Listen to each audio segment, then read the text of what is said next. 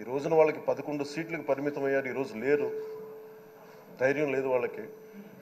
విజయాన్ని తీసుకోగలిగారు కానీ ఓటమిని కూడా ధైర్యంగా కూర్చుకునే వాళ్ళకి స్థాయి లేదు. వాళ్ళకి పారిపోయారు ఇక్కడి నుంచి.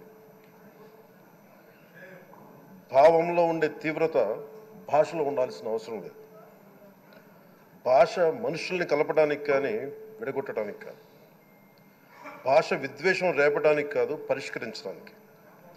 ఎంత జటిలమైన సమస్య అయినా, భయంకర సమస్య అయినా చర్చల ద్వారా పరిష్కరించుకోవడానికి కానీ వివాదం సృష్టించడానికి కాదు.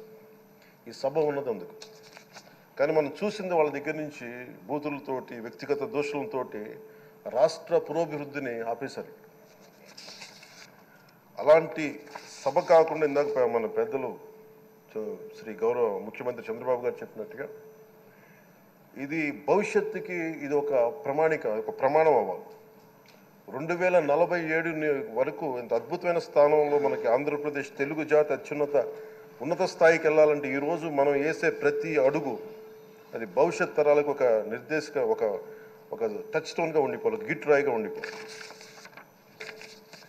ఈ 5 ఏళ్ల ప్రజా ప్రస్థానంలో ఈ విలువైన 5 ఏళ్ళు రాబోయే తరానికి గొప్ప భవిష్యత్తునిచ్చేలా, అన్నం పెట్టే రైతుకి, కౌలు చేసుకునే రైతుకి, రైతు కూలీకి అండగా ఉండేలా, మహిళలకి భద్రతతో పాటు ఉన్నత స్థాయికి ఎదిగేలా, ప్రభుత్వ ఉద్యోగులకి భద్రత కల్పించేలా, పశువు పక్షి ప్రకృతి సర్వజనులందరికీ కూడా మతాలకి ప్రాంతాలకి అతీతంగా సుభిక్షంగా అభివృద్ధి పదంలో ఆంధ్రప్రదేశ్, ఆంధ్ర రాజ్యం అద్భుతమైన ప్రగతి సాధించేలా ఈ చర్చలు సాగాలని కోరుకుంటూ, సభాపతి అయ్యన్న పాత్రుడి గారికి మీ ఆధ్వర్యంలో ఈ సభ ఒక సరికొత్త సాంప్రదాయానికి, సత్సాంప్రదాయానికి ఇది తెరతీయాలని కోరుకుంటూ మీకు మరోమారు శుభాభినందనలు తెలియజేసుకుంటాను.